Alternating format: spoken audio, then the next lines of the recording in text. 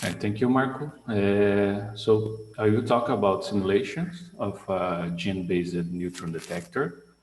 And the simulations of a micro pattern gauges detector, basically you have two things. You need the calculations of your electrostatic fields, and then you need to transport this particle, the particles in gas.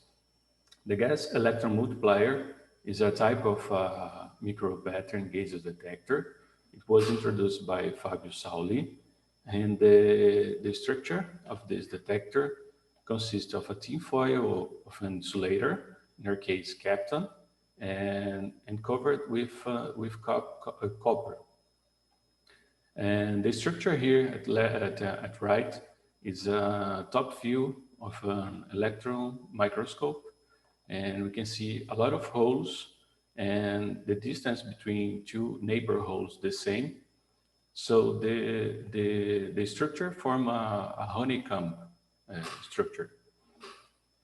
The working principle of GEM is here at the top, and when we apply a potential here, a different potential in the copper, in the GEM, we have this electric field, and inside the hole, the electric field is very intense that occurs a charge multiplication.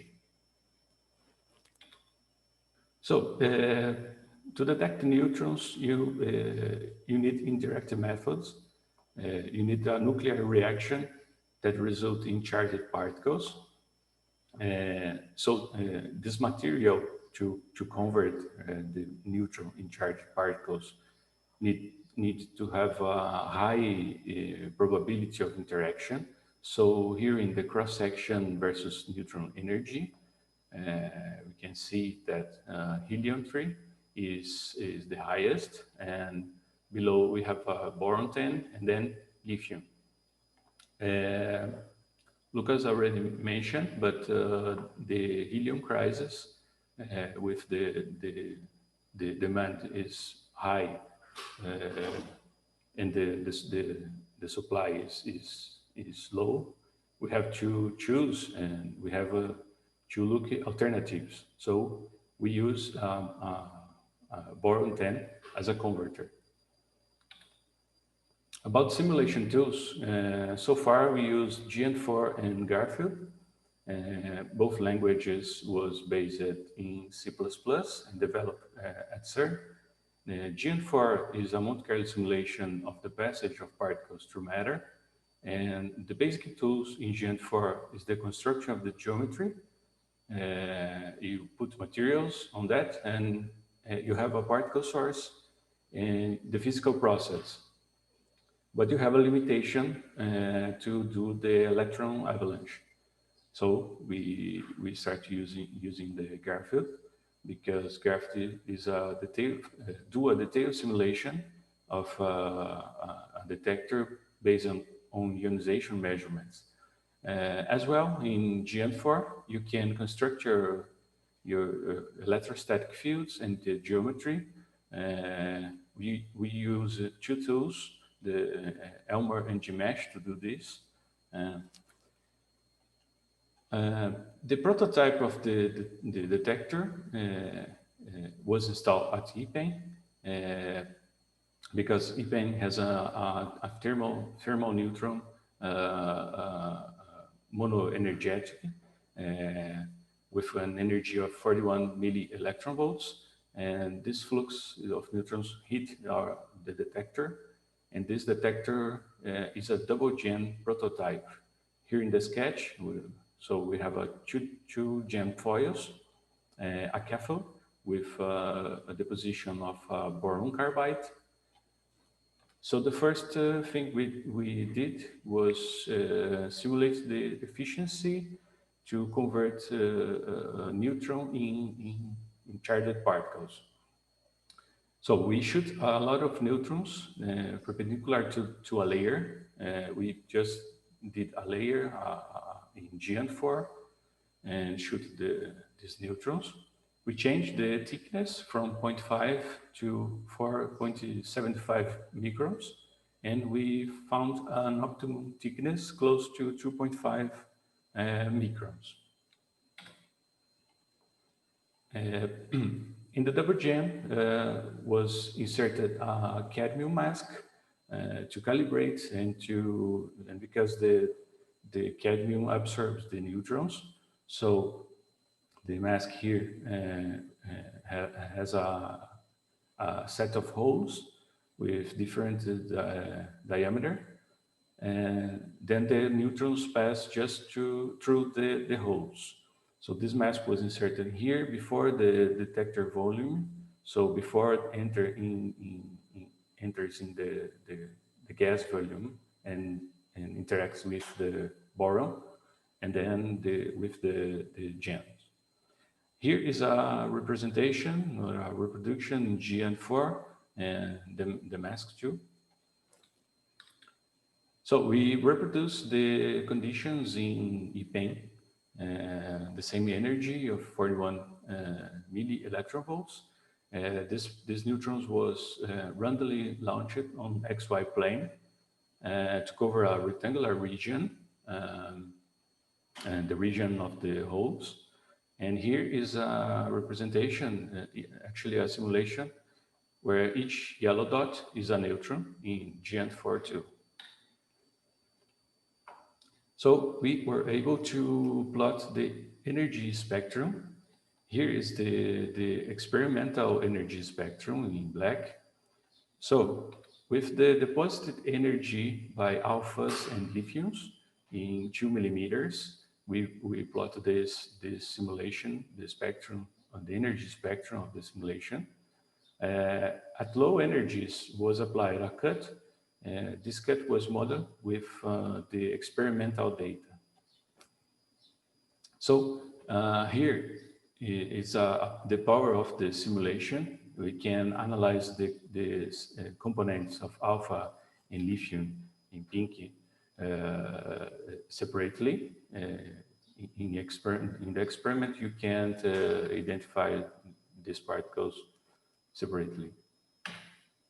So spatial distribution of alphas and lithiums here in the simulation in the first row, and the second row is the experimental distribution. Here's the total energy deposited, and when we apply a cut in energy to low energy particles, we saw a distribution in the center of the hole, as well in the experiment.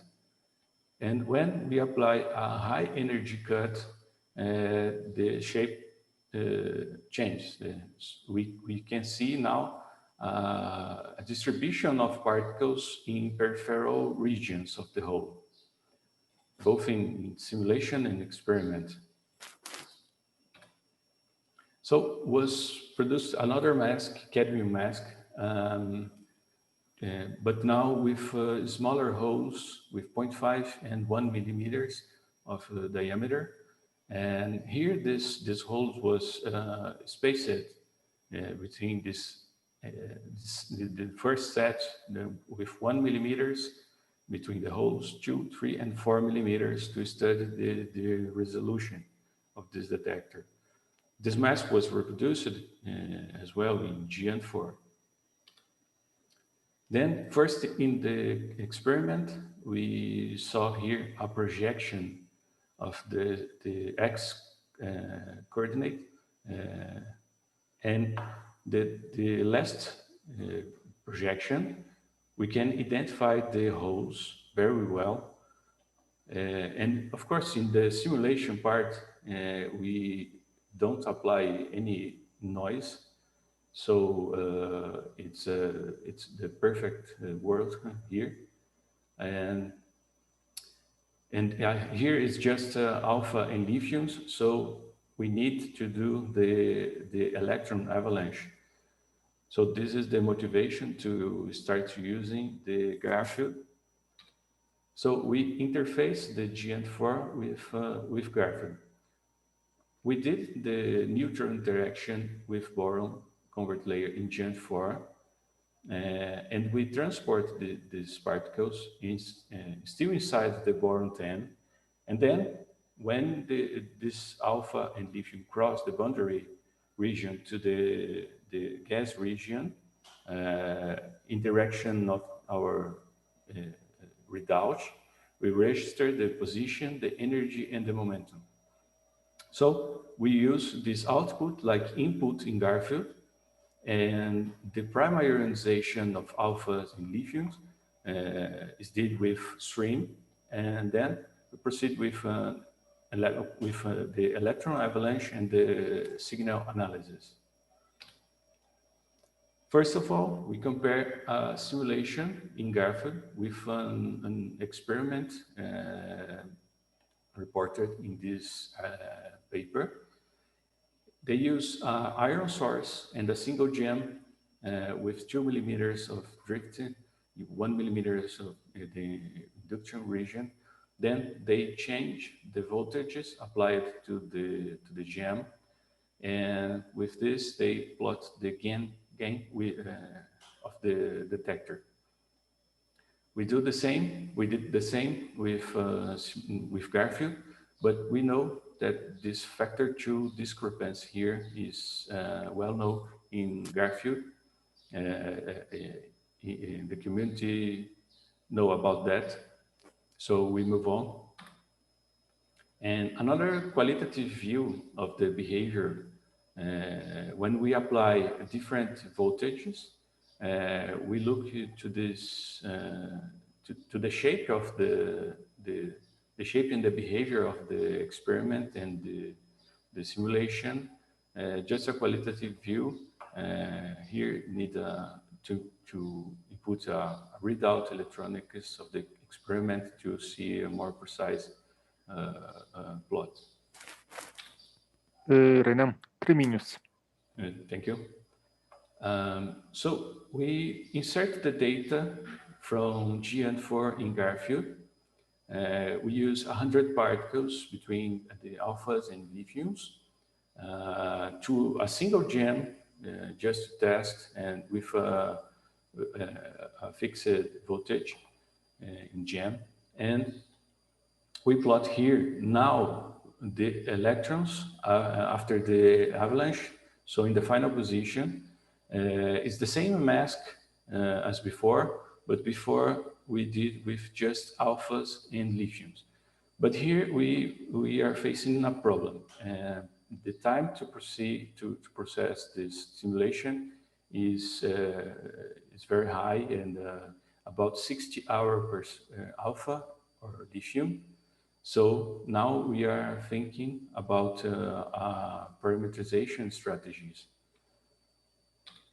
So to conclude, the Gen4 describes very well the energy spectrum and the spatial distribution, but we need to think more realistic. So we move to Garfield, but we find that problem with CPU time consuming to process the simulations.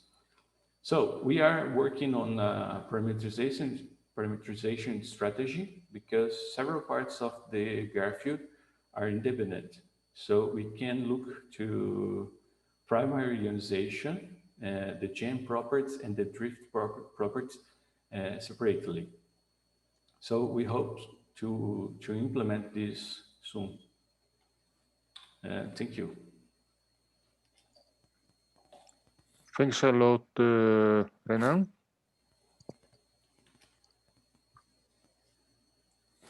Any question to Renan? Oh, Tiago is asking to ask something. Go ahead. Hi, Renan. Nice work. Thank you. I have a question myself. Would you expect some effect on the efficiency of the detector regarding an eventual oxidation of this boron carbide layer? I don't think about that. I don't know the answer to this. Thank you.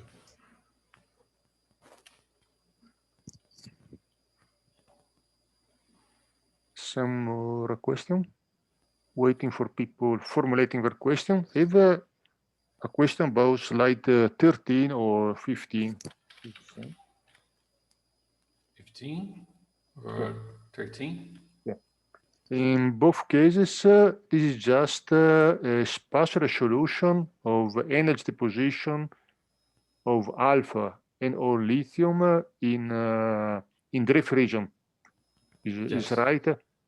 Okay. Yes, in 2 millimeters. Yeah. So just wondering.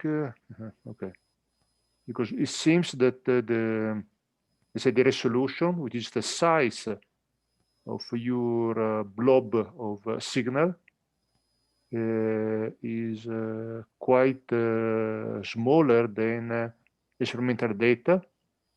So just wondering if experiment is not reaching the theoretical capabilities, or there is some physical effect missing in your simulation. Yeah, I think the problem here is that we are using GN4 and we don't do the electron avalanche, so we expect to worse the things here with the electron diffusion. Yeah. No, but in principle, properly tune a gem detector from, let's say, electrons point of view should reach a resolution far better than a 1 millimeter. So you want wider so much. Oh, you want almost wider at all this distribution.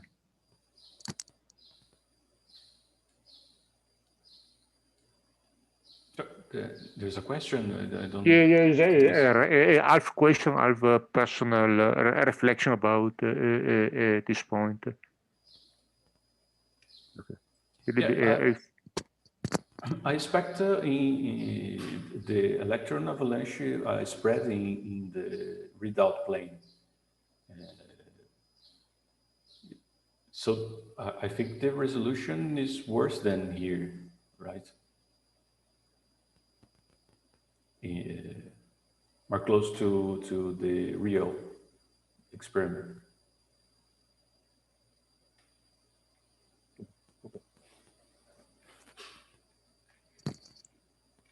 Any other question to Renan? If not, let's thank again Renan.